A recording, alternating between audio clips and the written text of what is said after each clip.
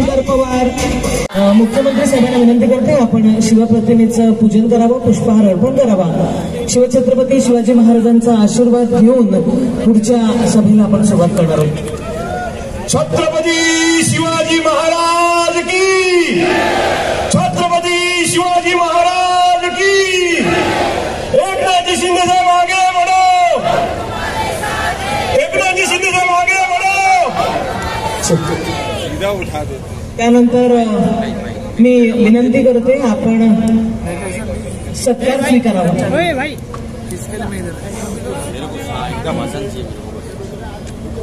छत्रपती शिवाजी महाराज की जय भवानी। हिंदू हृदय सम्राट सरसेनापती बाळासाहेब ठाकरे यांचा, धर्मवीर आनंदगे साहेबांचा, आजच्या महायुतीच्या मेळाव्याला उपस्थित सर्व मान्यवर, वेळ कमी असल्यामुळे मी कोणाचंच नाव घेत नाही, चालेल ना भाऊ? महायुतीचे सर्व पदाधिकारी आणि 6 वाजल्यापासून या ठिकाणी उपस्थित सर्व मतदार बांधव, भगिनी, मातांनो आणि पत्रकार मित्रांनो, खरं म्हणजे 2 टप्पे झाले। मी महाराष्ट्रामध्ये फिरतोय, सगळीकडे पाहतोय, हे 2 टप्पे झाले। त्याच्यामध्ये मला खात्री आहे, विश्वास आहे की आपली महायुती सगळ्यात आघाडीवर आहे, पुढं आहे। आणि महायुतीचे उमेदवार आपले कपिल पाटील यांची जी आपली अर्ज भरण्याची मिरवणूक होती ती मी पाहिली। त्याही वेळेस मी आपल्याशी संवाद साधला। खरं म्हणजे ती अर्ज भरण्याची रॅली विजयी रॅलीमध्ये रूपांतरित झाली होती। एवढ्या मोठ्या प्रमाणामध्ये लोक त्या ठिकाणी आले होते। कपिल पाटील आता म्हणाले, भर उन्हामध्ये सूर्य आग ओकत होता, परंतु महायुतीचे कार्यकर्ते या निवडणुकीमध्ये आपल्या उमेदवाराला विजय मिळवून द्यायचा यासाठी त्या उन्हाळ्यापेक्षा स्वतः तापले होते आणि म्हणून ते रस्त्यावर उतरले होते। खरं म्हणजे महायुती आज या ठिकाणी सगळीकडे काम करते आहे, नेते आपले सगळीकडे येत आहे आणि एवढी एकजूट आपण पाहिल्यानंतर भिवंडी लोकसभेमध्ये पुन्हा कमळ फुलल्याशिवाय राहणार नाही। राज्यातच नाही तर देशभरामध्ये एक भगवं वादळ निर्माण झालंय। देशभक्तीची आणि मोदीजींची लाट उसळती आहे। मोदीजींची क्रेज मी आपल्याला सांगण्याची आवश्यकता नाही। जिथं जिथं मोदीजींच्या सभा झाल्या त्या ठिकाणी पूर्ण वातावरण महायुतीचं, मोदींच्या बाजूचं झालं, त्या तिथल्या उमेदवाराच्या बाजूचं झालं आणि म्हणून त्यांना पुन्हा एकदा या देशाचं प्रधानमंत्री करायला लोक आतुर झाले आहेत। ही वस्तुस्थिती आहे, ही काळ्या दगडावरची पांढरी रेघ आहे आणि म्हणून या मतदारसंघात देखील कपिल पाटील यांना पुन्हा दिल्लीत पाठवायला सगळं सज्ज झालेला हे देखील आणि खात्रीपूर्वक सांगतो। आणि म्हणून मोदी आता मुमकिन है आणि म्हणून सगळे म्हणतात अब की बार 400 पार। काय म्हणतात? अब की बार एक बार। आणि म्हणून त्यासाठी प्रत्येक कार्यकर्त्याला मेहनत घ्यायची आहे। शिवसेना भाजपा इथे एक परंतु आता मनसे आली, राष्ट्रवादी आली, समाजवादी आली, रासप आरपीआय आली, जनशक्ती आली, सगळे आले। या सर्वांनी मोदीजींच्या कर्तृत्वावर विश्वास ठेवलेला आहे आणि म्हणून या ठिकाणी कपिल पाटील हे पहिल्यांदा निवडून गेले, दुसऱ्यांदा निवडून गेले, आता त्यांची देखील हॅट्रिक आपल्याला करायची आहे। फिर एक बार कपिल पाटील खासदार आणि म्हणून त्यांना आगरी समाजाच्या नेत्याला त्यांना मंत्रीपद देणार हे मोदी सरकार आहे आणि म्हणून आगरी समाज देखील मोदी साहेबांच्या पाठीशी आणि कपिल पाटील यांच्या पाठीशी खंबीरपणे उभा आहे आणि म्हणूनच मोदीजी जसं प्रधानमंत्री पदाची हॅट्रिक करणार तसं पुन्हा एकदा सांगतो कपिल पाटील पण करणार ना हॅट्रिक, कपिल पाटील यांची देखील हॅट्रिक करायची आणि त्यांना दिल्लीला पाठवायचं आणि त्यांना एकच सांगतो की दिल्लीला गेल्यानंतर इकडे सगळ्यांना मोकळं वातावरण करून द्या, इथे सगळ्यांना आपापल्या परीने काम करू द्या आणि पुन्हा एकदा या ठिकाणी सर्वजण ताकदीने आपल्या पाठीशी उभे राहतील असं वातावरण निर्माण करा. कारण शेवटी आपले आमदार आहेत, आपले नगरसेवक आहेत, महापौर आहेत, सगळे आहेत आणि दिल्लीच्या तुमच्या मंत्रिपदाची ताकद त्यांच्या पाठीशी उभी करा. हे सर्व लोक आपल्याला निवडून आणतात, हे सर्व कार्यकर्ते आपलं काम करतात. हा उमेदवार कसा चांगला आहे त्याचं मार्केटिंग करतात.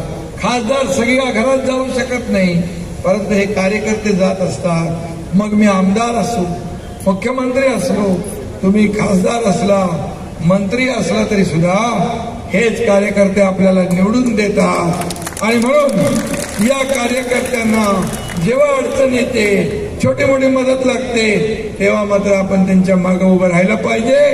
हाच खऱ्या अर्थाने आपल्या कार्यकर्त्यांना सांभाळण्याचा एक भाग आहे आणि म्हणून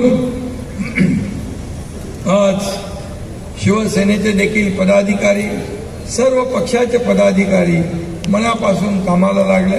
छोटं मोठं असतं, परंतु एकदा तिकीट झालं, तिकीट फायनल झालं, उमेदवारी फायनल झाली की मग मात्र सगळं आपण बाजूला ठेवतो आणि ईर्षेने कामाला लागतो. कारण ही निवडणूक फक्त एका भिवंडी लोकसभा मतदारसंघाची नाही, ही निवडणूक देशाची आहे. ही निवडणूक देशाचा नेता ठरवणारी निवडणूक आहे. ही निवडणूक देशाच्या विकासाची आहे. ही निवडणूक देशाच्या प्रगतीची आहे आणि म्हणून ही काय महापालिका जिल्हा परिषद निवडणूक नाही. आज मोदी साहेबांनी या देशाला एका उंचीवर नेऊन ठेवलंय. या देशामध्ये रस्ते, एअरपोर्ट, रेल्वे अशी कितीतरी या देशाच्या विकासाची कामं मोदीजींच्या नेतृत्वाखाली झाली आहे आणि म्हणून ही निवडणूक फक्त आपल्या कपिल पाटलांची नाही, ही निवडणूक आपल्या सगळ्यांची आहे. या निवडणुकीमध्ये प्रत्येकाने कपिल पाटील बनून काम केलं पाहिजे आणि म्हणून ही युती आपली मजबूत आहे, ही महायुती मजबूत आहे. म्हणून आपण म्हणतो एक अकेला थक जाएगा तो मिलकर बोझ उठाना, साथी हात बढ़ाना आणि म्हणून सगळ्यांनी एकत्र येऊन या ठिकाणी काम केलं पाहिजे. या भावनेने आपण काम केलं पाहिजे. निवडणुका आल्या की लोकांच्या दारी, निवडणूक संपली की आपापल्या घरी, अशी आपली माहिती नाही. तसं कोण करतं माहित आहे ना? घरातून राज्य चालवता येतं, फेसबुक लाईव्ह करून सरकार चालवता येतं, उंटावरून शेळ्या हाकता येतात, खाली जमिनीवर उतरावं लागतं, शेतकऱ्यांच्या बांधावर जावं लागतं, शेतात जावं लागतं, त्यांच्याशी मदत बोलावं लागतं, त्यांना मदत करावी लागते. आणि आपल्या युती सरकारने देखील मोदी साहेबांनी जसं 10 वर्ष एवढं काम केलं, एकही सुट्टी घेतली नाही. गेल्या 50-60 वर्षात काँग्रेसला जे करता आलं नाही, किंबहुना पुढच्या 100 वर्षात देखील करता येणार नाही, असं काम 10 वर्षात केलंय. आणि म्हणून या आपल्या सरकारने देखील आज 2 वर्षात एवढी मोठी कामं केलेली आहे की महिलांसाठी एसटी मध्ये सवलत, लेक लाडकी लखपती दीदी, ड्रोन दीदी, महिला बचत गटाची ताकद वाढवणं, हे सगळं केलं. शेतकऱ्यांना मदत केली आपण. युवकांसाठी स्टार्टअप आहे, स्किल डेव्हलपमेंट आहे, नोकऱ्या आहे, स्वयंरोजगार आहे, ज्येष्ठांसाठी वयोश्री योजना आहे. असं सर्व समावेशक धोरण आपल्या युती सरकारने घेतलं. आज उद्योग आपल्याकडे येत आहेत. आणि लोकांची रोजगार आपण देण्याचा प्रयत्न करतोय. आणि म्हणून यासाठी या देशात पुन्हा मोदी सरकार पाहिजे. आज मोदीजी या देशाला पुढे नेत आहे. पूर्वी देश बोलत होता, भारत बोलत होता, पण कोणी ऐकत नव्हतं. आता भारत बोलतो, जग ऐकतं. भारत बोलतो, जग हलतं. अशा प्रकारचा काम आपल्या मोदीजींनी केलेलं आहे. आणि म्हणूनच या विकासाच्या जोरावर विकासाचा अजेंडा घेऊन आपण पुढे चाललोय. आणि म्हणून त्यांच्याकडे ना झेंडा आहे ना अजेंडा आहे. अरे तुमच्याकडे नेता पण नाही, नियत पण नाही, निर्णय घेण्याची क्षमता पण नाही. पहिलं करप्शन, परंतु इकडे पहिलं नेशन फर्स्ट. नेशन फर्स्ट हा मुद्दा आपला आहे.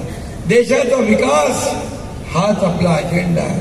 आणि म्हणून मी आपल्याला एवढंच सांगेन की आपल्या या 400 पार म्हणतो ना, अब की बार 400 पार, फिर एक बार मोदी सरकार, आणि तिसरी बार कपिल पाटील खासदार. असं आपल्याला करायचं असेल तर आपल्याला मनापासून काम करावं लागेल. आपल्याला सगळ्यांना या ठिकाणी मतदानाच्या आता त्यांना माहित आहे आपण हरतोय. त्यांना माहित आहे की महायुती जिंकते, मोदीजी पुन्हा प्रधानमंत्री होत आहेत. म्हणून काय सुरू केलंय? संविधान बदलणार. अरे बाबासाहेबांचं संविधान, जब तक सूरज चांद रहेगा बाबा साहेब का संविधान नहीं बदलेगा.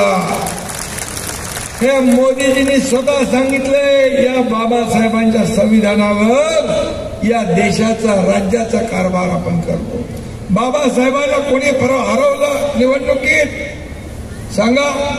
बाबासाहेबांना दोनदा काँग्रेसने हरवलं.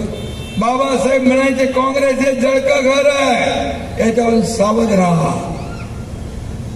बाबासाहेबांचा संविधान दिन 50-60 वर्षात काँग्रेसला आठवला नाही, परंतु तो संविधान दिन मोदीजींनी 2015 पासून साजरा करायला सुरुवात केली. लंडन मधलं बाबासाहेबांचं राहतं घर घेतलं, त्याचं स्मारकात रूपांतर केलं. आज हिंदू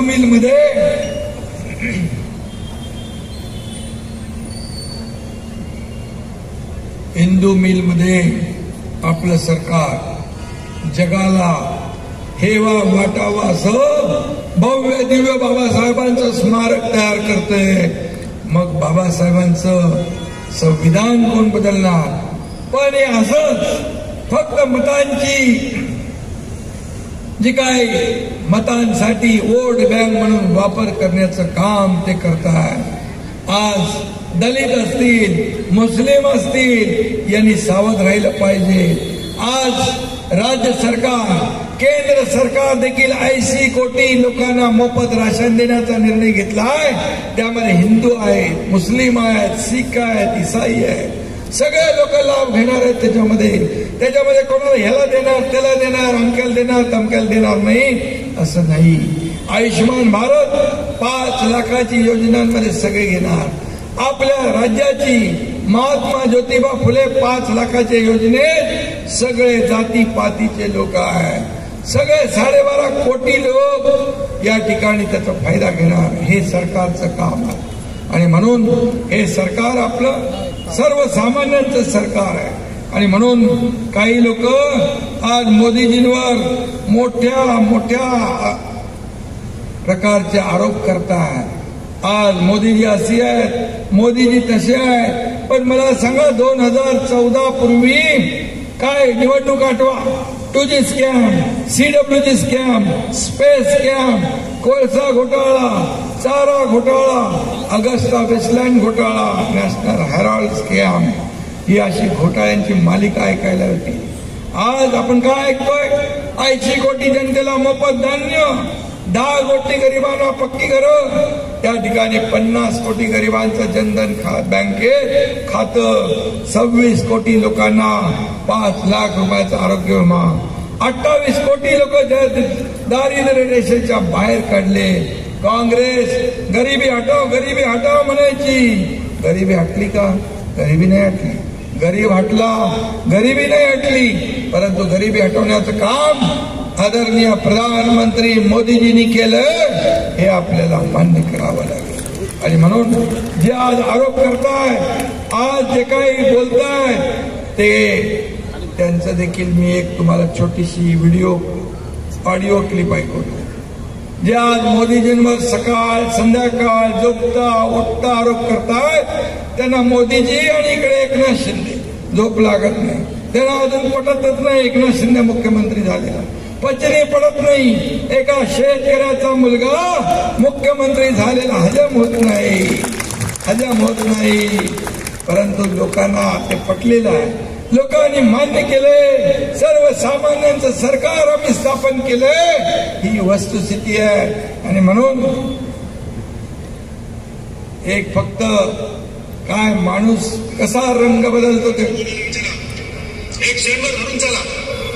सगळे म्हणतात ना मोदी म्हणजे कोण आहेत, मोदी म्हणजे काय आहेत ना, मोदी समोर बसलेले आहेत.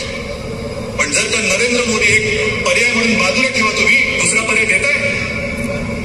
एक तरी लायक चेहरा काँग्रेसकडे आहे जो पंतप्रधान पदाची खुर्ची नवे मान मनात आणि जबाबदारी सांभाळू शकेल असं देताय. कोणी राहिलेलं नाही. सगळे बरबटलेले आहेत. कोण कोळशात बरबटले आहेत, कोण 2G मध्ये बरबटले, कोण कशात बरबटले, सगळं बरबटलेलं. तुम्ही नरेंद्र भाईला मत देत नाही आहात, तुमच्या भवितव्याला मत देत आहात. तुमच्यासाठी तुम्ही मतदान करणार आहात. बघा, सरडे रंग बदलताना आपण पाहिले, पण एवढा फास्ट रंग बदलणारा सरडा कधी पाहिला होता, ऐकला होता? अरे ज्या मोदीजींनी या देशाला एवढ्या उंचीवर नेऊन ठेवलं, त्यांना रोज शिव्याशा. 2014ला पण सगळे एकत्र आले, पण झालं काय? सगळ्यांना मोदीजींनी झोपून टाकलं. 2019ला अजून एकत्र आले, झालं काय? अरे विरोधी पक्ष नेते पदाला देखील जेवढे 10% लागतात तेही आले नाही. ही हालत झाली. आता 2024ला सगळे एकत्र आले. इंडी अलायन्स, कुठली इंडी अलायन्स? आता इंडी अलायन्स मधले लोक आज आपल्या शहीदांचा अपमान करू लागले. ज्या मुंबईवर कसाबने बॉम्ब हल्ला केला, ते म्हणतात हेमंत करकरे यांना कसाबची गोळी लागली नाही. हा शहीदांचा अपमान. हेमंत करकरे, साळसकर, ओंबळे आणि कामटे, आपल्या ओंबळेने तर कसाबच्या अख्ख्या गोळ्या पोटात घेतल्या, पण कसाबला सोडला नाही. अशा शहीदांचा अपमान तुम्ही करताय. पाकिस्तान जे बोलताय ते तुम्ही बोलू लागले, पाकिस्तानची भाषा तुम्ही बोलू लागले. या देशातला सच्चा मुसलमान, देशभक्त मुसलमान तो आपला आहे, तो देशावर प्रेम करतो, तो आपला आहे. आणि म्हणून आज शहीदांचा अपमान करणाऱ्या लोकांना आपण मतदान करणार, हा प्रश्न निर्माण झालेला आहे. आणि म्हणून मी सकाळी देखील म्हणालो, काँग्रेस का हात पाकिस्तान के साथ. भाजपने एक जाहिरात काढली होती काहीतरी, त्या जाहिरातीमध्ये काँग्रेसचं नाव नव्हतं, परंतु त्या जाहिरातीच्या एवढ्या मिरच्या काँग्रेसला झोंबल्या की ते कोर्टात जाऊ लागले, ते इलेक्शन कमिशनकडे जाऊ लागले. काय म्हटलं होतं त्याच्यामध्ये? आणि म्हणून जे देशभक्त मुसलमान आहे त्याने देखील यांच्यापासून सावध राहिलं पाहिजे. वापरो आणि फेको, यूज अँड थ्रो, अशा प्रकारची नीती यांची आहे. आणि म्हणून आज कपिल पाटील यांची जी काही या ठिकाणी 10 वर्षात केलेली कामं जी आहे ही आपल्या समोर आहे. आणि पुन्हा एकदा या देशात प्रधानमंत्री नरेंद्र मोदीजींचं सरकार येणार, एनडीएचं सरकार येणार आणि त्या 400 मध्ये कपिल पाटील हे देखील आघाडीवर असले पाहिजे. यासाठी आपल्याला मतदान करायचं. आणि म्हणून मगाशी जसं सांगितलं की उन्हाळा सुद्धा कडक उन्हाळा आहे. सकाळी 7 पासून जसं मोदीजी म्हणतात बूथ जिंका, बूथवर काम करा, तसंच काम आपल्याला 20 तारखेला 7 वाजता करायचं. अगोदरच आपल्या मतदारांना सांगून ठेवायचं की सकाळी आपलं मतदान लवकर करूया. आपल्या हक्काचं मतदान, आपला जो काही बाजू शेजारी पाजारी आहे त्या सगळ्यांचं मतदान या ठिकाणी आपण आग्रहाने आपल्या कार्यकर्त्यांनी त्यांना उतरवून मतदान केंद्रापर्यंत नेऊन मतदान करून घेणं हे आपलं काम आहे, कर्तव्य आहे. जे कोणी गावी गेले असतील, बाहेर गेले असतील, फिरायला गेले असतील त्यांना देखील या ठिकाणी बोलवून विनंती करून या ठिकाणी त्यांचंही मतदान केलं पाहिजे. तर खऱ्या अर्थाने जेवढं मताची टक्केवारी वाढेल तेवढंच कपिल पाटील यांचा लीड वाढेल आणि मग तुम्हाला 4 तारखेला गुलाल उधळायचंय ना, विजयाचा गुलाल उधळायचा ना आपल्याला. आणि म्हणून आपण सगळ्यांनी डोळ्यात तेल घालून 20 तारखेपर्यंत काम करा. कपिल पाटील तुमच्यासाठी पुढचे 5 वर्ष सेवा करतील, 5 वर्ष तुमचे प्रश्न सोडवतील, तुमच्या सुखदुःखामध्ये धावून येतील. हा शब्द मी आपल्याला देतो. पुन्हा एकदा आपल्या सगळ्यांना मनापासून धन्यवाद. जय हिंद, जय महाराष्ट्र.